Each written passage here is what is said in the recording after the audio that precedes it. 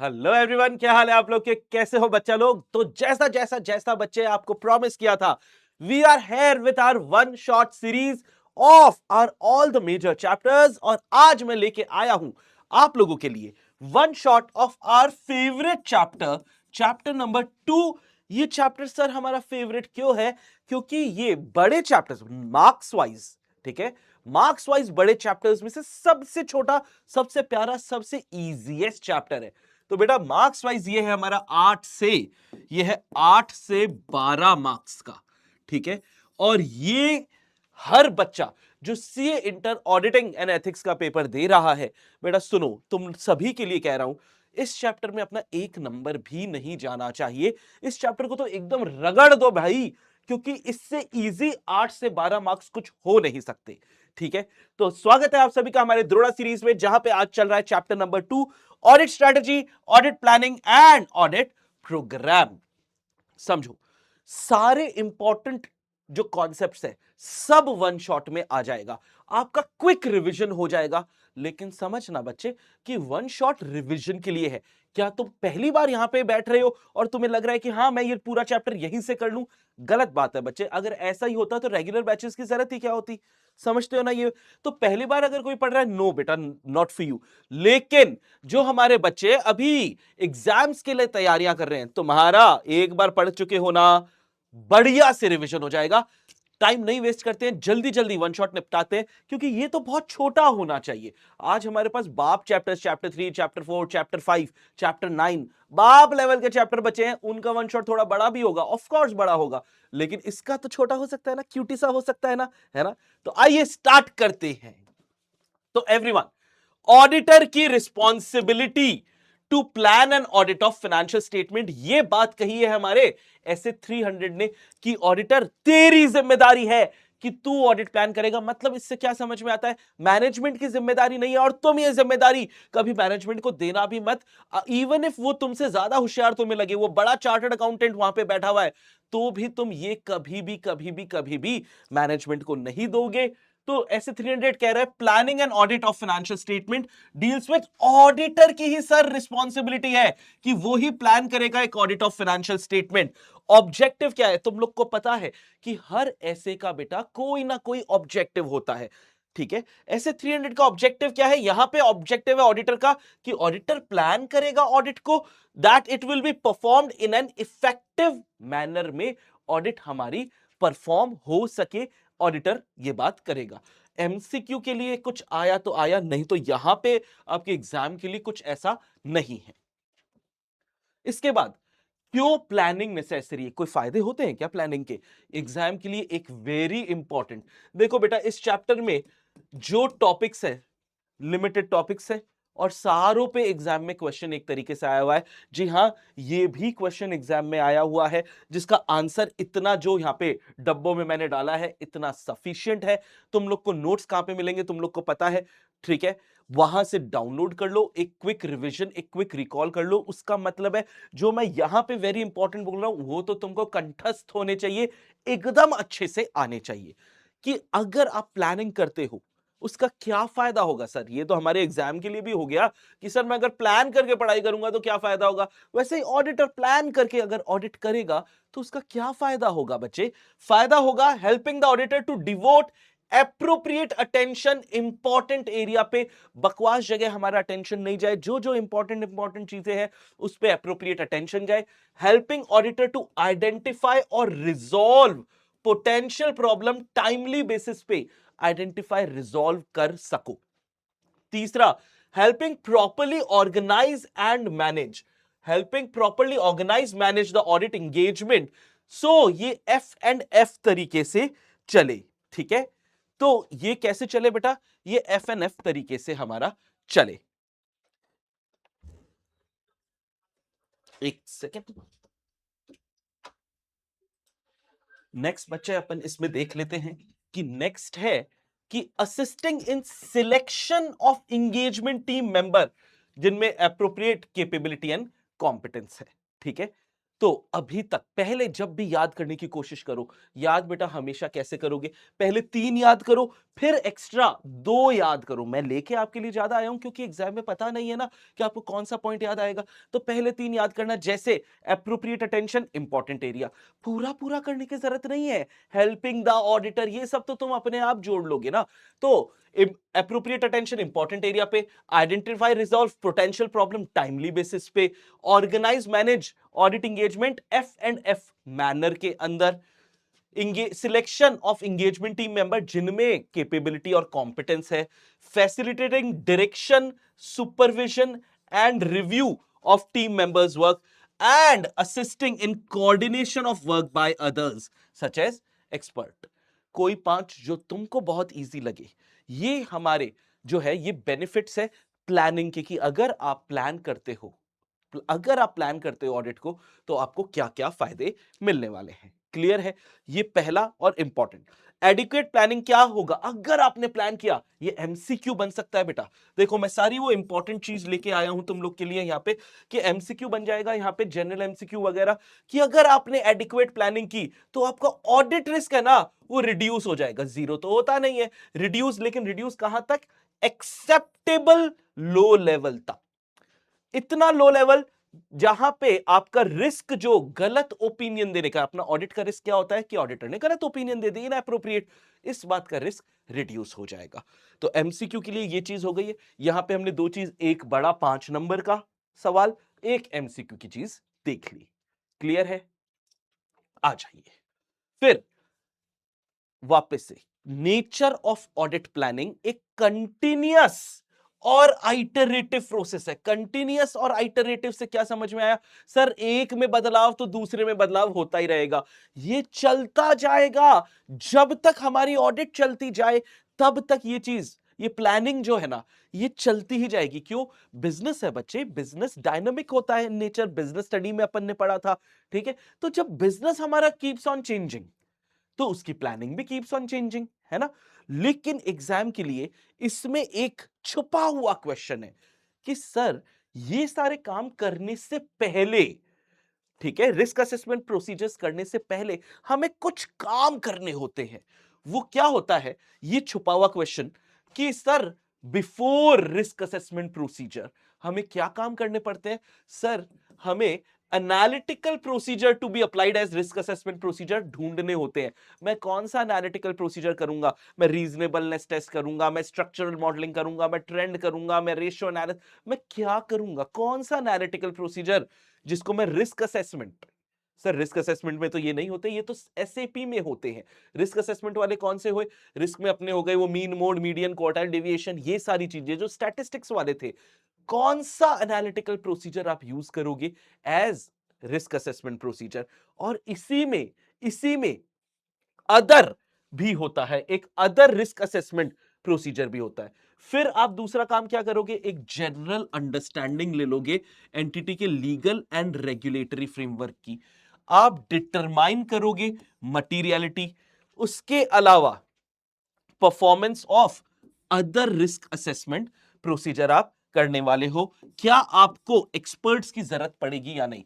तो पहला पॉइंट आपका ये हो गया कि analytical procedure to be applied as RAP. ठीक है? दूसरा, obtain understanding of legal and regulatory environment.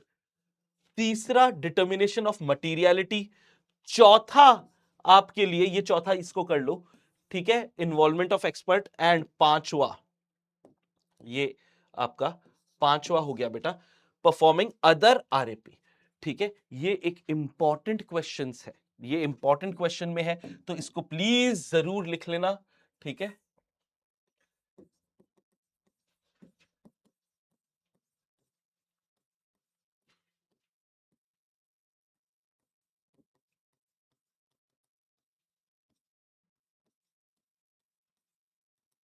Before planning and audit,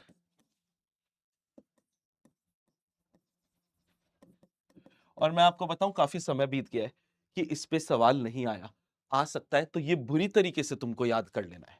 ठीक है?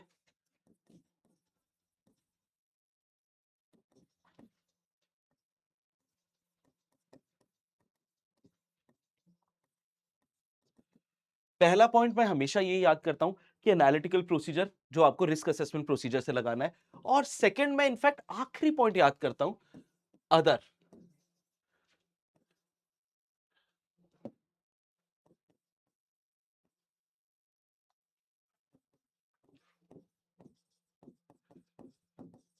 एनालिटिकल के अलावा और कौन कौन से प्रोसीजर बेटा आपको अप्लाई करने हैं, ये यहां पे दिया हुआ जाता रहता है। तीसरा,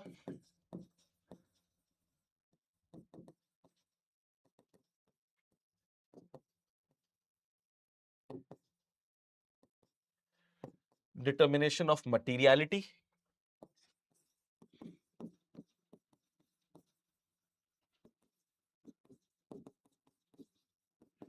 एक्सपर्ट्स की जरूरत पड़ेगी या नहीं, और अंडरस्टैंड करेंगे।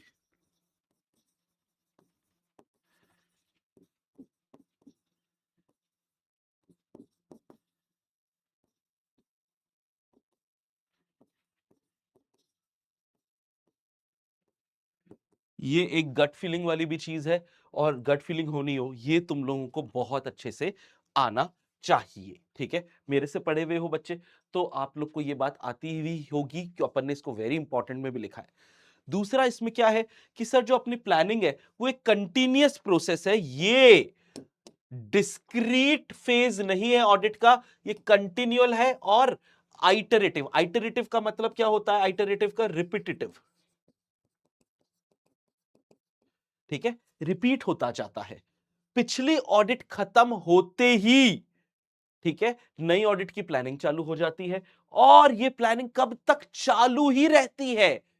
करंट ऑडिट के कंप्लीशन तक की। हमारी जब तक करंट वाली कंप्लीट नहीं हो जाए तब तक उसकी प्लानिंग में बदलाव होते रहते हैं, चालू रहती है। तो क्लियर है, ये ऊपर और ये आपके जो बिफोर प्लानिंग आपको कुछ चीजें करनी है, इसके अलावा कंटिन्यूस आइटरेटिव है, डिस्क्रीट फेज नहीं है।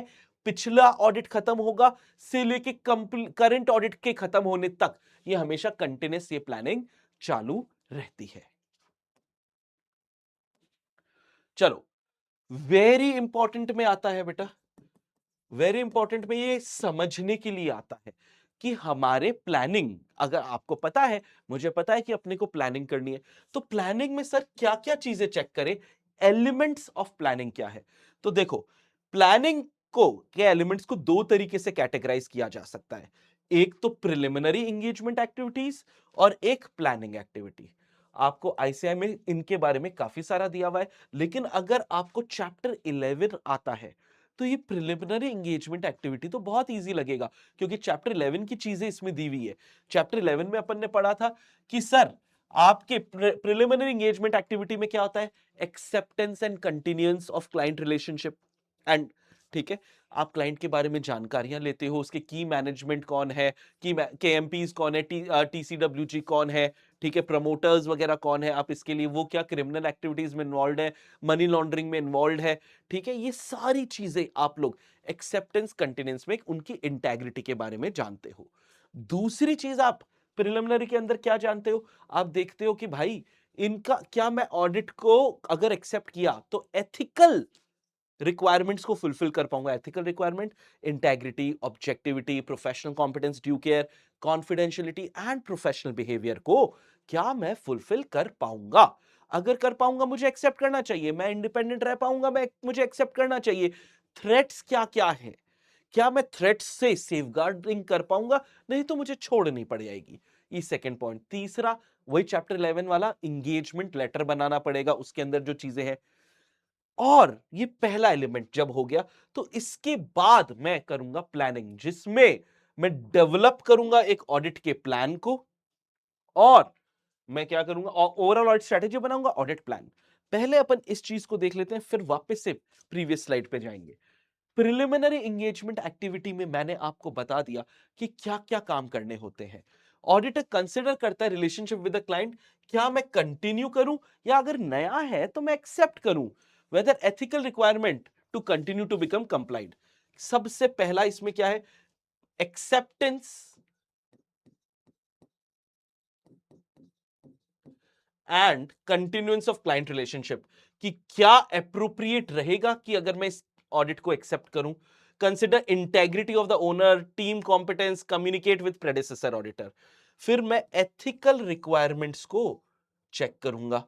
Evaluate independence, judgment should not be, independence का मतलब when the judgment of a person is not subordinate to the wishes and directions of another person who might have engaged him।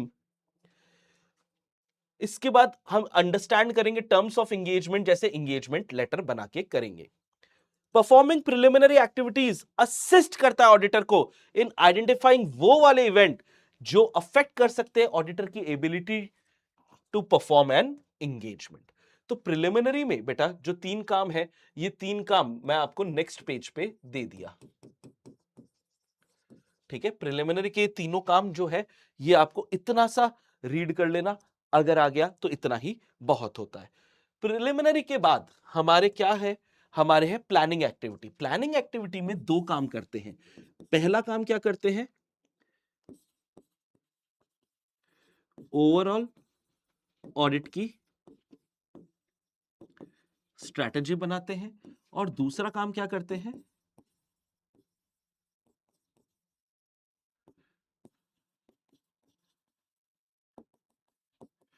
Audit plan को develop करते हैं। तो पहले अपन बात करने वाले हैं ओवरऑल ऑडिट स्ट्रैटेजी के बारे में, फिर अपन बात करेंगे डेवलपमेंट ऑफ ऑडिट प्लान के बारे में। तो जब आप स्टैब्लिश कर रहे हो ओवरऑल ऑडिट स्ट्रैटेजी, ठीक है, तो आपको क्या क्या करना है। सबसे पहले आपको आइडेंटिफाई करना है characteristics of the engagement, reporting framework क्या है, इंडस्ट्री रिक्वायरमेंट क्या है, ये सबसे पहला काम है। इसके बाद एसर्टेन करना है रिपोर्टिंग ऑब्जेक्टिव, जैसे उसका टाइम टेबल क्या है, नेचर ऑफ कम्युनिकेशन क्या है। फिर कंसिडर करना है सिग्निफिकेंट फैक्टर्स जो आपके डिसीजंस को अफेक्ट करेंगे, जैसे volume of transaction, industry and legal development. Then आपको रिसोर्स, आपको एसर्टेन करना है entity of resources necessary, budgeting, team member कौन कौन होंगे। अब सुनना, इस वाले क्वेश्चन को प्लीज प्लीज प्लीज अपने बुक से या अपने जो रेगुलर कंटेंट है उससे करना, या मैंने आपको ये क्वेश्चन लिखवा दिया होगा। क्यों? क्योंकि इसके अंदर ये जो ब्रैकेट में दिए हुए हैं ना बेटा, ये है एग्जाम्पल, और अपने को पता है आजकल आईसीएआई इन एग्जाम्पल्स में से डायरेक्ट डायरेक्ट सवाल बनाती है। तो यहां पे कर दो इस वीडियो को पॉज, और पॉज करने के बाद इस वाला टॉपिक, ये अकेला एकमात्र टॉपिक है इस पूरे के पूरे चैप्टर के अंदर जो थोड़ा बहुत आपको है ना एफर्ट डालने पड़ेंगे। एफर्ट इनकी हेडिंग्स को याद करने के लिए नहीं, ये जो ब्रैकेट में दिए हुए हैं बेटा, ये एग्जाम्पल्स दिए हुए हैं, इन एग्जाम्पल्स को याद करने के लिए आपको एफर्ट डालना पड़ेगा। रेयर आजकल आईसीआई रेयरली लेकिन पूछ रहा है डायरेक्ट, सिर्फ आइडेंटिफाइंग कैरेक्टरिस्टिक्स के एग्जाम्पल पूछ लिए या रिपोर्टिंग ऑब्जेक्टिव के एग्जाम्पल पूछ लिए, इस तरीके से ये पूछ रहा है। ओवरऑल ऑडिट स्ट्रैटेजी हमारी करती क्या है सर, ये सेट करती है एसटीडी ऑफ ऑडिट, और ये गाइड भी करती है in development of audit plan. इस गाइडेंस के अनुसार ही अपना ऑडिट का प्लान डेवलप होता है। तो बेटा ये फैक्टर्स जो दिए हुए हैं, ठीक है, ये फैक्टर्स जो दिए हुए हैं ये एग्जाम के लिए जी हाँ इंपॉर्टेंट है। और मैं आपको कह रहा हूं अगर तुम्हें ये नहीं आता है, अगर आता है ना तो तुम इस चैप्टर में बहुत अच्छे पोजीशन पे हो, नहीं आता सिर्फ एक मात्र एरिया जहां पे एफर्ट डालने की जरूरत है। चलो, फिर हमने देखा कि सर प्रिलिमिनरी तो नेक्स्ट पेज पे है, प्लानिंग में ओवरऑल ऑडिट स्ट्रैटेजी देख ली। अब हम देखेंगे डेवलपमेंट ऑफ ऑडिट का प्लान कैसे होता है डेवलप। ये पूरा कंटिन्यूअस एक टॉपिक है, इसको इसी तरीके से लेना कि एक बार आपकी ओवरऑल ऑडिट स्ट्रैटेजी बन गई उसके बाद ऑडिट प्लान डेवलप होगा, ठीक है। और यहां पे आपको क्लाइंट के बिजनेस की नॉलेज होनी चाहिए। ऐसे 300 स्टेट करता है कि ऑडिट के प्लान में आपके क्या क्या चीजें आएंगी। Annuity of RAP, risk assessment procedure कौन कौन से लगाओगे, फर्दर ऑडिट प्रोसीजर जो है वो कौन कौन से लगाओगे, और इसके अलावा इन दो के अलावा कोई और भी काम करोगे, अदर प्लान्ड ऑडिट प्रोसीजर जो एसएस ने लिखा है। सालों बीत गए, ये सवाल आया नहीं है, सालों बीत गए, ठीक है, कि आपके जो डेवलपमेंट ऑफ ऑडिट प्लान है उसमें 3 काम क्या क्या होते हैं। तो 3 काम, NET of RAP, NET of FAP, other audit procedures required by ऐसे एक बार बोल के देख लो, बस इतना है। रिस्क असेसमेंट प्रोसीजर्स में क्या क्या हथियार लगाने वाले हैं, फर्दर ऑडिट प्रोसीजर में क्या क्या हथियारों का एनईटी रहेगा वो, और इन दोनों के अलावा कोई अदर प्रोसीजर क्या आप करने वाले हो। यहां पे यहां पे आपका ये टॉपिक जो है ना, ये अब खत्म हुआ है। ठीक है, कि प्लानिंग में एलिमेंट, वापस से एक बार रिकॉल कर लो बच्चे कि जो एलिमेंट्स ऑफ प्लानिंग है, दो एलिमेंट, प्रिलिमिनरी एंगेजमेंट एक्टिविटी जो आपके नेक्स्ट पेज पे ये तीन काम करने हैं, इतना सा याद करने से जी हां हो जाएगा। उसके अलावा आपका प्लानिंग एक्टिविटी के अंदर आपके दो काम होते हैं, overall audit strategy and development of audit plan. तो नेक्स्ट टू नेक्स्ट पेज पे ओवरऑल ऑडिट स्ट्रेटेजी, जिसमें क्या क्या सवाल आ सकता है, ऐसे बाइफरकेशन करके करना है आपको, और डेवलपमेंट ऑफ ऑडिट प्लान में क्या सवाल आ सकता है। ये अगर हो गया तो सबसे इंपॉर्टेंट चीज आपके बड़ी भारी चीज हो गई। अब इस चैप्टर में कोई भी ऐसी चीज नहीं आने वाली है जो आपको इत्तू सा भी परेशान करे। क्या इन्वॉल्वमेंट होगा एंगेजमेंट टीम मेंबर्स का। ठीक है, तो एंगेजमेंट पार्टनर और important members of the engagement team planning में इन्वॉल्व होंगे, depending on their experience insight. इससे प्लानिंग की इफेक्टिवनेस इंक्रीज होगी। एमसीक्यू, ये भी, ये सब एमसीक्यू के लिए अलग से दे दिया। अभी जो पढ़ा था ये बड़े बड़े क्वेश्चंस यहां पे बन सकते हैं, ये एमसीक्यू। डिस्कशन क्या एंटिटी के मैनेजमेंट से आप करोगे अपने प्लान का, बेटा करा तो बेहतर रहता है, इफेक्टिवनेस बढ़ जाती है। तो ऑडिटर में डिस्कस में हमेशा अपन डिस्कस करेंगे ही elements of planning with management to facilitate conduct. But जब आप डिस्कस कर रहे हो, ध्यान देना, आपकी effectiveness compromise, not to compromise the effectiveness of audit. आपकी ऑडिट की इफेक्टिवनेस कॉम्प्रोमाइज नहीं हो सकती, होनी चाहिए। ये दोनों आपका जो टॉपिक्स दिए हुए हैं सिर्फ एमसीक्यू के लिए, इस पे इंडिविजुअली सवाल आना मुश्किल है। लेकिन ये वाले जो टॉपिक है एलिमेंट्स ऑफ प्लानिंग प्लस इनका इंडिविजुअल पार्ट, चाहे प्रिलिमिनरी हो चाहे प्लानिंग हो, प्लानिंग में भी जो ओवरऑल ऑडिट स्ट्रैटेजी है, इसका ये जो इंडिविजुअल चीजें हैं ना बेटा, इनमें बड़ा सवाल बिल्कुल बिल्कुल बन सकता है। अब बच्चा बच्चा लेवल के टॉपिक्स है कि रिलेशनशिप क्या है overall audit strategy and audit plan में, कि सर बहुत गहरा रिश्ता है। ठीक है, ओवरऑल ऑडिट स्ट्रैटेजी सेट करता है broad overall approach, grand vision देता है, ये डिटरमाइन करता है एसटीडी ऑफ ऑडिट, और ऑडिटर की रिस्पॉन्सिबिलिटी है कि पहले वो ओवरऑल ऑडिट स्ट्रैटेजी स्टैब्लिश करे। वहीं पे ऑडिट प्लान जो एड्रेस करता है उन मैटर्स को जो आपको आइडेंटिफाई हुए थे इन स्ट्रैटेजी में, फिर ये डिस्क्राइब करता है कि कैसे स्ट्रैटेजी इंप्लीमेंट की जाएगी डिटेल्ड वे में, और एक बार ओवरऑल ऑडिट स्ट्रैटेजी बन गई उसके बाद ऑडिटर की रिस्पॉन्सिबिलिटी है कि वो ऑडिट के प्लान को डेवलप करे। अपन ने पहले भी ये देखा था, एक बार ये काम हो गया, पहली बार में ये पहले आएगा उसके बाद ये बनेगा, लेकिन पहली बार में हमने यार एक जगह पढ़ा था सर कि ये तो कंटिन्यूअल और आइटरेटिव है, मतलब सर ये प्रोसेस तो चलता ही जाता है। हाँ, पहली बार में आपके ओवरऑल ऑडिट स्ट्रेटजी पहले बनानी है, फिर ऑडिट प्लान अकॉर्डिंगली डेवलप करना है, लेकिन सर बाद में एक बार ये हो गया उसके बाद में आपके प्लानिंग में अगर कोई बदलाव है उसकी वजह से स्ट्रैटेजी में बदलाव करना पड़ेगा, स्ट्रैटेजी में कोई बदलाव है तो प्लानिंग में बदलाव करना पड़ेगा। ये बेटा फिर बाद में लूप में आ जाते हैं। पहली बार में ये ओवरऑल ऑडिट स्ट्रैटेजी पहले आएगा, ऑडिट प्लान बाद में आएगा, लेकिन उसके बाद दोनों में से कुछ भी कहीं भी आ सकता है। Establishment of strategy and plan not necessarily अलग अलग डिस्क्रीट है या नॉट नेसेसरीली सीक्वेंशियल प्रोसेस है, ये क्लोजली इंटर रिलेटेड है। एक में चेंज होगा तो कॉन्सिक्वेंशियल चेंज हो जाएगा दूसरे के अंदर भी। ये भी एक ब्यूटीफुल सवाल, और लंबा समय बीत गया है ये सवाल आए हुए भी। देखो बेटा, जो मैंने आपको बोला था ना, एक ये डिफिकल्ट वाला, ये वाला जो इसके एग्जाम्पल्स होंगे वो डिफिकल्ट होते हैं थोड़ा बच्चों को याद, मेरे चार्ट से तो आप लोग को अमेजिंग तरीके से याद हो जाएगा अगर पढ़े हुए हो तो। ठीक है, लेकिन ये सवाल अभी रीसेंट टाइम्स में पूछे गए हैं, लेकिन ये वाला सवाल जो है ये रीसेंट टाइम में नहीं आया, लंबा समय बीत गया। मतलब समझ में आ रहा है तुम लोगों को? पक्का फोकस कर रहे हो? ठीक है। फिर क्या मैं चेंजेस कर सकता हूं सर प्लानिंग डिसीजन में during the course of audit? Audit चल रही है, चलती ऑडिट में मैं अपने प्लान को बदल सकता हूं क्या? सर कर सकते। ऑडिट खत्म होने से पहले आप सब कुछ कर सकते हो बेटा, सब बदल सकते हो ऑडिट खत्म होने से पहले। तो ऑडिटर बिल्कुल अपडेट और चेंज कर सकता है ओवरऑल ऑडिट स्ट्रेटेजी और ऑडिट प्लान।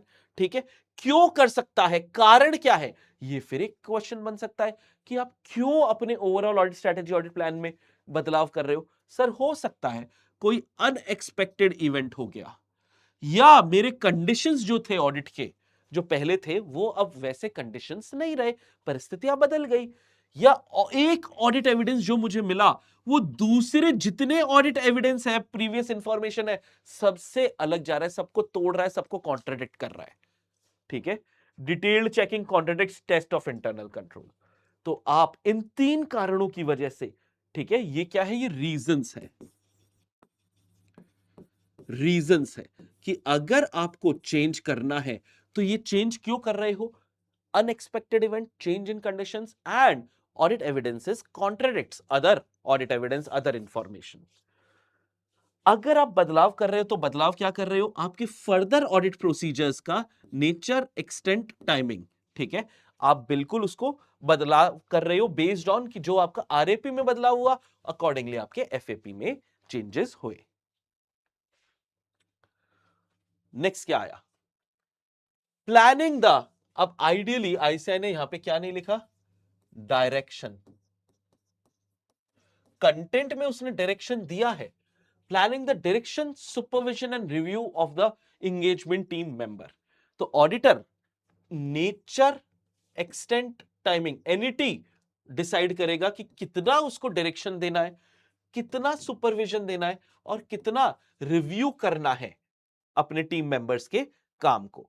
अब देखो, कुछ टीम मेंबर बहुत अच्छे होंगे, बहुत केपेबल होंगे, बहुत कॉम्पिटेंट होंगे, कुछ एकदम ढुस होंगे, एकदम पोपट होंगे, दिमाग खराब होगा, है ना? टीम है बेटा, हम हमारे कंट्रोल में शायद हर बार नहीं रहेगी। तो एवरीवन, आपको कैसे डिसाइड करना है कि सर ये फैक्टर्स हैं, वेट फैक्टर्स, फैक्टर्स कि सर मेरे को ज्यादा डायरेक्शन सुपरविजन रिव्यू करना है या मुझे कम डायरेक्शन सुपरविजन रिव्यू करना है अपने टीम मेंबर्स का। इंपॉर्टेंट किस पे डिपेंड करेगा? Size and complexity of the entity पे डिपेंड करेगा।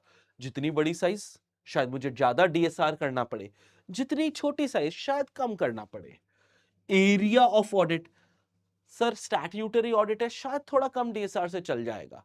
टैक्स ऑडिट है, शायद चल जाएगा। कॉस्ट ऑडिट है, शायद चल जाएगा। इंटरनल ऑडिट है, फॉरेंसिक ऑडिट है, ठीक है, शायद मुझे ज्यादा करना पड़े। Assessed risk of material misstatement, ROMM बहुत कम है सर, रिस्क दिख ही नहीं रहे मेरे को ज्यादा इस बिजनेस में, शायद मेरे को बहुत ज्यादा नहीं करना पड़े, डिटेल में चल जाएगा। लेकिन लेकिन लेकिन रिस्क अगर बहुत ज्यादा मिले, ऑब्वियसली मुझे अपने डायरेक्शन सुपरविजन रिव्यू को इंक्रीज करना पड़ेगा। Capabilities and competence of the engagement team member, आपकी टीम में गधे कितने हैं और घोड़े कितने हैं, उस पर डिपेंड करेगा कि गधों पे डीएसआर ज्यादा करना पड़ता है, घोड़ों पे डीएसआर कम करना पड़ता है। ठीक है, समझ में आया तुम लोग को? पक्का ये फैक्टर्स जिसपे nature, extent, timing of direction supervision review जो है वो डिपेंड करता है। चलो, याद आ रहा है तुम लोग को ये सारी चीजें? वन शॉट का मतलब ही यही था बेटा कि आपको जो जो पढ़ा तो आप लोगों ने ये सारी चीजें जल्दी से याद आ जाए। फिर मुझे इन सब चीजों को क्या करना है? डॉक्यूमेंट भी करना है। मतलब मुझे क्या क्या डॉक्यूमेंट करना है? ओवरऑल ऑडिट स्ट्रैटेजी डॉक्यूमेंट करना है, ऑडिट का प्लान डॉक्यूमेंट करना है, और जो मेरे ओवरऑल ऑडिट स्ट्रैटेजी और ऑडिट प्लान में कोई सिग्निफिकेंट चेंजेस हुए हैं, मुझे उनको भी डॉक्यूमेंट करना है। ओवरऑल ऑडिट स्ट्रैटेजी के अंदर मैं रिकॉर्ड बनाता हूं की decisions necessary, consider to be necessary to properly plan and communicate significant matter to the team. Audit plan में रिकॉर्ड करता हूं planned NET of RAP and further audit procedure, और चेंजेस में रिकॉर्ड करता हूं changes made during the engagement and reason क्या है उन चेंजेस का। तो ओवरऑल ऑडिट स्ट्रेटेजी में की डिसीजंस को रिकॉर्ड करता हूं, ऑडिट प्लान में NET of RAP and FAP and significant changes में चेंजेस क्या क्या किए और उनका रीजन क्या क्या है। इसके बाद अपन इस चैप्टर के एंड की तरफ आ रहे हैं। चैप्टर का नाम था audit strategy, audit plan and audit का प्रोग्राम। अपन ने स्ट्रैटेजी देख लिया, प्लान देख लिया, अब अपन देखते हैं ऑडिट के प्रोग्राम को। ये डिटेल्ड प्लान है of applying the audit procedures. हथियार कब कब कौन कौन सा आर्टिकल कौन कौन से हथियार करने वाला है। जब आप ये देख रहे हो तो मेरे हिसाब से एक बार आईसीआई को खोल लो, और आईसीआई में जब ये चैप्टर खत्म हो रहा है तो वहां पे एक फॉर्मेट, एक डब्बा बनाया हुआ होगा, वहां पे आपको है ना एक ऑडिट प्रोग्राम का स्ट्रक्चर बनाया हुआ होगा। ठीक है, serial number, nature of audit procedure, इसके बाद एक्सटेंट, चेक्ड बाय, ठीक है, सैंपल बेसिस, सैंपल बेसिस, ऐसा करके कुछ चीजें डन बाय, ये सब चीजें लिखी होगी। एक बार इसको नजर से निकाल जरूर लेना कि एक एक इंडिविजुअल आर्टिकल का ऑडिट प्रोग्राम ऐसे ऐसे बनता है। तो ऑडिट प्रोग्राम में क्या है, हर बंदे के लिए ऑडिट प्रोग्राम बनेगा जिसमें उस बंदे को क्या क्या हथियार लगाने हैं, कितने कितने लगाने हैं, किस बेसिस पे सैंपल उठाएगा, ये लिखा हुआ होता है। ये लिस्ट है एग्जामिनेशन एंड वेरिफिकेशन स्टेप्स की, जो शो करता है एक स्टेप का दूसरे स्टेप से क्या रिश्ता है। मैंने पहले ये काम किया ताकि जो नेक्स्ट काम मैं करने वाला हूं उससे कोई ना कोई कनेक्शन बैठ जाए।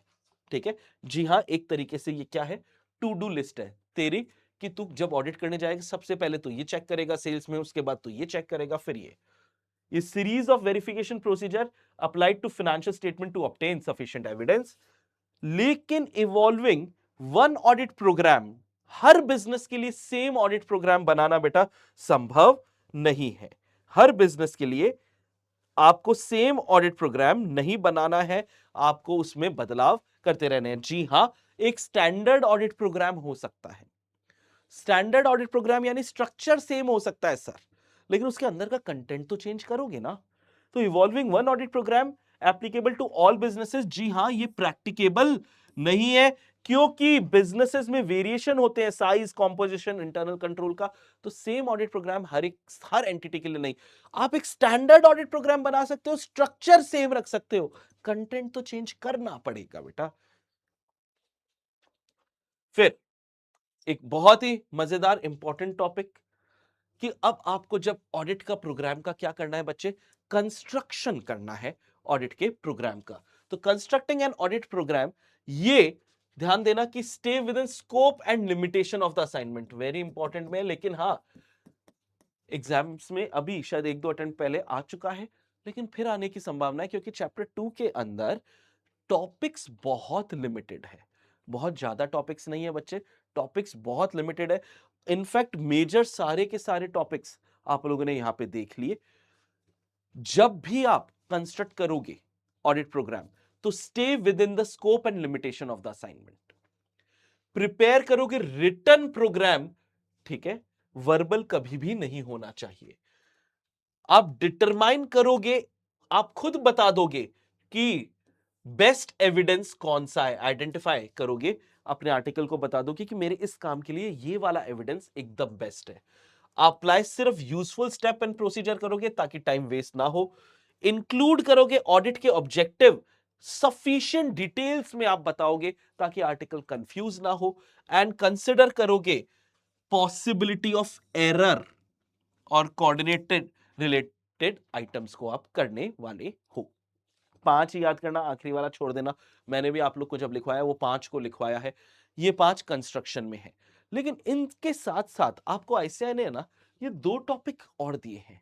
ठीक है, दोनों टॉपिक पे इंडिविजुअली आईसीआई ने सवाल पूछे हैं। तुम लोगों ने अगर ड्राइव लिंक के सवाल, एक बात बताओ, ड्राइव लिंक के क्वेश्चंस कर लिए ना सारे? अगर ड्राइव लिंक के लिए कर लिए ना इस चैप्टर के, बेटा उसके बाहर आने की संभावना ना के बराबर है। नहीं किए तो ये जैसे ही वन शॉट आपने देखा, ठीक है, आपको वो काम कर लेना है, आपकी तैयारी एक नंबर हो जाएगी। वन शॉट देखा, सारे इंपॉर्टेंट चीजें आ गई, उसके बाद टॉपिक रिकॉल हो गए। कोई भी टॉपिक अगर आपको लगता है कि नहीं नहीं सर ये वाला मेरे को वापस से करना पड़ेगा एक बार, एकदम दिमाग से साफ हो गया। वन शॉट का काम क्या होता है, दिमाग में वापस से उन टॉपिक्स को जिंदा करना। यहां पे मैं कुछ पढ़ाने थोड़ी आया हूं बेटा, पढ़ाने का टाइम थोड़ी है अब तो रिवाइज करवाना है। तो रिवाइज तो अपन जल्दी जल्दी करेंगे, ताकि तुम लोग मेरे हिसाब से 2x पे देख रहे होगे, 1.5 मैं बोल भी जल्दी रहा हूं, लेकिन तुम भी 1.5x 2x पे देख रहे होगे। सच्ची सच्ची बताना कमेंट करके कि कितने x पे देख रहे हो। रिवाइज हो गया, वहीं पे पॉज कर देना, आगे के भी वन शॉट में वहीं पे पॉज कर देना। जो टॉपिक दिमाग से एकदम साफ हो गया है, जाओ रेगुलर में जाके उस टॉपिक को आप लोग चेक कर लो। ये यहां हेल्प होता है आपको वन शॉट्स का। तो ये जो दो टॉपिक है कि assistants to keep an open mind, कि हम एक स्टैंडर्ड ऑडिट प्रोग्राम जरूर बनाएंगे, लेकिन असिस्टेंट रिपोर्ट करेंगे सिग्निफिकेंट मैटर जो उनको लगता है प्रोग्राम के बियॉन्ड है, कि प्रोग्राम में जो चीजें लिखी है वो असली में नहीं है, या असली में जो चीजें हैं वो प्रोग्राम में नहीं है। तो असिस्टेंट एक अपना दिमाग खुला रखेंगे, वो खुद चेंजेस नहीं करेंगे।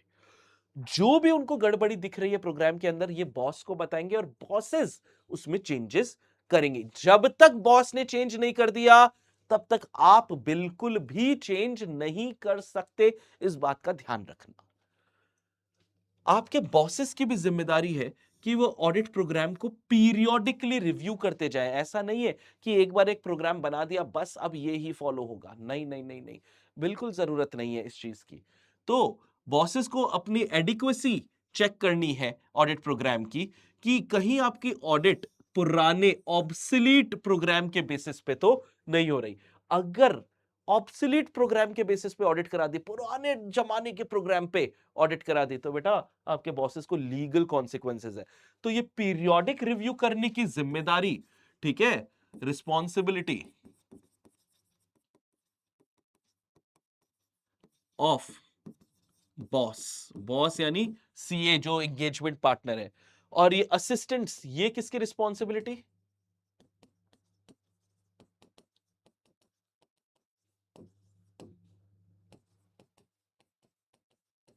जो आर्टिकल है उसकी। दोनों की अलग अलग रिस्पॉन्सिबिलिटी। ये टॉपिक्स को अच्छे से करना। आजकल ऐसे इसमें से सवाल पूछ रहा है, चाहे केस स्टडी में पूछे चाहे डायरेक्ट पूछे, और ये तो पॉइंट वाइज है ही है, ये तो सबको आता ही होगा।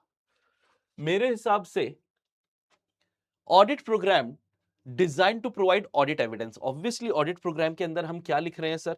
ऑडिट प्रोग्राम के अंदर सर हम ऑडिट के प्रोसीजर लिख रहे हैं। ऑडिट के प्रोसीजर तो वैसे भी क्या देते हैं? ऑडिट के प्रोसीजर सर आपको ऑडिट एविडेंस देते हैं, है ना? तो आपका ऑडिट प्रोग्राम भी आपको क्या देने वाला है बेटा? ऑडिट के एविडेंस। ऑडिट एविडेंस क्या होता है वैसे तो अपन चैप्टर नंबर 4 में देखेंगे, नाम ही उस चैप्टर का ऑडिट एविडेंस, लेकिन इसने फिर भी बता दिया कि ऑडिट एविडेंस वो इंफॉर्मेशन है जिसको ऑडिटर यूज करता है ताकि वो किस पे आ जाए? कंक्लूजन्स पे आ जाए। और ऑडिटर पिक करेगा एविडेंस बहुत सारे फील्ड से। ये एविडेंस कहां कहां से पिक करेगा? लंबा समय बीत गया है, ठीक है, आप inquiry, inspection, observation, recalculation, reperformance, external confirmation, analytical procedure लिखते हो, चलेगा। लेकिन यहां पे ऑडिटर फील्ड पूछा है, फील्ड्स पूछा है, ऑडिट प्रोसीजर नहीं पूछा। बच्चे कई बार कंफ्यूज हो जाते हैं कि सर ये चैप्टर 2 का सवाल है या चैप्टर 4 का सवाल है, क्या ये हमसे ऑडिट के प्रोसीजर पूछ रहा है या कुछ और? तो बेटा अगर ये फील्ड वर्ड लिखा होगा, वैरायटी ऑफ फील्ड, मैंने जब लाइव क्लासेस अपनी चल रही थी तब मैंने आपको ये डिटेल में बताया था कि वैरायटी ऑफ फील्ड है, तो तेरा आंसर ये है कि तू कहां से निकाल सकता है? डॉक्यूमेंट्री एंड फिजिकल एग्जामिनेशन, जिसको अपन इंस्पेक्शन में बोलते हैं, यहां से तू ऑडिट प्रोसीजर निकाल सकता है। अरिथमेटिकल कैलकुलेशन यानी रिकैलकुलेशन, ये हमारा हथियार है, इससे आप ऑडिट प्रोसीजर निकाल सकते हो। स्टेटमेंट्स मैनेजमेंट ऑफिशियल यानी इंक्वायरी कर सकते हो आप। सब्सिडरी रिकॉर्ड्स, ये भी इंस्पेक्शन ही है। आप स्टेट ऑफ इंटरनल कंट्रोल, ये ऑब्जर्वेशन है। ये रीपरफॉर्मेंस यहां से कर सकते हो आप। तो ये 5 करो। Documentary and physical examination, statements of management official, third party आ गया तो एक्सटर्नल कंफर्मेशन भी हो गया। Subsidiary records and minutes book, state of internal control, arithmetical calculation. जैसे ये एमसीक्यू के लिए फिर से ये वन शॉट का आइडिया यही था कि हर चैप्टर में, इन चैप्टर्स में छोटे छोटे जो एमसीक्यू निकल सकते हैं सर, वो क्या क्या है? कि सर कैश इन हैंड के लिए बेस्ट एविडेंस क्या होगा? कि भाई साहब काउंट कर लो। इन्वेस्टमेंट जो बैंक में गिरवी रखा है, इन्वेस्टमेंट जो गिरवी रखा है उसके लिए बेस्ट एग्जांपल क्या होगा? Banker certificate. जो डेटर्स है, बुक डेट्स है, उनके लिए बेस्ट हमारे क्या होगा evidence? Ledger invoices, statements, balance confirmation. इनको एक बार याद कर लेना। डायरेक्ट इनडायरेक्ट दोनों तरीके के सवाल आ जाते हैं कि बेस्ट एविडेंस क्या होगा एग्जाम में आया हुआ है। इसके बाद मेरे हिसाब से तो ये शायद लास्ट टॉपिक ही है कि ऑडिट प्रोग्राम के एडवांटेजेस क्या हैं, ऑडिट प्रोग्राम के डिसएडवांटेजेस क्या है। ये भी अभी अभी ये डिसएडवांटेजेस पे सवाल आया था, है ना। एडवांटेजेस शायद इस बार आ जाए। तो एडवांटेजेस क्या है? Total and clear set of instruction मिलते हैं, सिलेक्शन ऑफ असिस्टेंट इजियर हो जाता है, अवॉइड होता है डेंजर ऑफ मेंटल प्लान, कि आप रिटर्न ऑडिट प्रोग्राम होता है ना, तो मेंटल नहीं है कि सर मैंने सोच लिया है मेरे को क्या करना है, अरे तेरी सोच गलत हुई तो। सिग्नेचर जो ऑडिट प्रोग्राम में होता है, इससे रिस्पॉन्सिबिलिटी, अकाउंटेबिलिटी पता लगती है काम किसने किया। प्रिंसिपल कंट्रोल कर सकता है प्रोग्रेस को, कि क्या हम तेज चल रहे हैं, क्या धीरे चल रहे हैं। और एविडेंस के तौर पे ये प्रोग्राम काम करता है आपका अगेंस्ट चार्जेस ऑफ नेग्लिजेंस। ये क्वेश्चन आ चुका। डिसएडवांटेजेस क्या है और डिसएडवांटेजेस को आप ओवरकम किस तरीके से कर सकते हो। तो डिसएडवांटेजेस है कि आपका काम मैकेनिकल हो जाएगा, ये रिजिड और इनफ्लेक्सिबल हो जाता है। इनएफिशिएंट जो है गधे हैं वो इसके पीछे छुप जाएंगे कि हमको इतना ही लिखा है हम इतना ही करेंगे। लेकिन अगर कोई बहुत तगड़ा, बहुत ही ज्यादा बड़ा ऑडिट प्रोग्राम बना दिया, तो जो एफिशिएंट असिस्टेंट है उनके भी इनिशिएटिव्स, उनके भी इनिशिएटिव किल हो जाएंगे कि यार ये तो हमसे हो ही नहीं रहा, हम तो डिप्रेस हो गए। ये अच्छे लोग थे लेकिन बेचारे आपने प्रोग्राम ही ऐसा बना दिया। अब इन डिसएडवांटेजेस को हटाया कैसे जा सकता है? ठीक है, एलिमिनेटेड बाय इमेजिनेटिव सुपरविजन से, रिसेप्टिव एटीट्यूड, एंड आप इनकरेज करो ऑब्जेक्टिव तरीके से मैटर को आप देखो विदाउट बायस, ऑब्जेक्टिव ऑब्जर्वेशन करो विदाउट बायस। सो एवरीवन, इस चैप्टर के सारे इंपॉर्टेंट जो भी आपके पॉइंट्स थे, सारे इंपॉर्टेंट चीजें जो भी थी हमने कर ली। फोकस कहां करना है, कैसे करना है, परेशान क्या करेगा, वो ओवरऑल ऑडिट स्ट्रेटेजी के जो फैक्टर्स हैं उसके जो एग्जाम्पल्स हैं वो करेंगे। लेकिन ये एग्जाम्पल पे हमने फोकस किया कि अभी रीसेंट एग्जाम्स में आ चुके हैं तो तुम्हारे एग्जाम में शायद ना आए, लेकिन याद तो करके जाना है क्योंकि इतना छोटा चैप्टर है। कितने 42-45 मिनट्स में हमारा ये पूरा रिवीजन, मतलब तुम्हारे तो 20-25 मिनट्स के अंदर तुम पूरा इसको 2x पे देख लोगे, 30 मिनट में देख लोगे, पूरा चैप्टर हो जाएगा। वही पॉज कर देना जो चीज याद नहीं हो, एक नंबर भी नहीं जाना चाहिए। तो बेटा this was our chapter number 2 का वन शॉट। क्लियर है? इसको रिवाइज कर लिया, याद आ गया, जल्दी से जो क्वेश्चंस मैंने लिखवाए हैं वो देख लो और ड्राइव लिंक के क्वेश्चन कर लो। डन एंड डस्टेड है, इसके अलावा कुछ भी मत करना, बिल्कुल नहीं करना। ठीक है, तो I will be seeing you in more one shots. Thank you so much, take care, bye bye.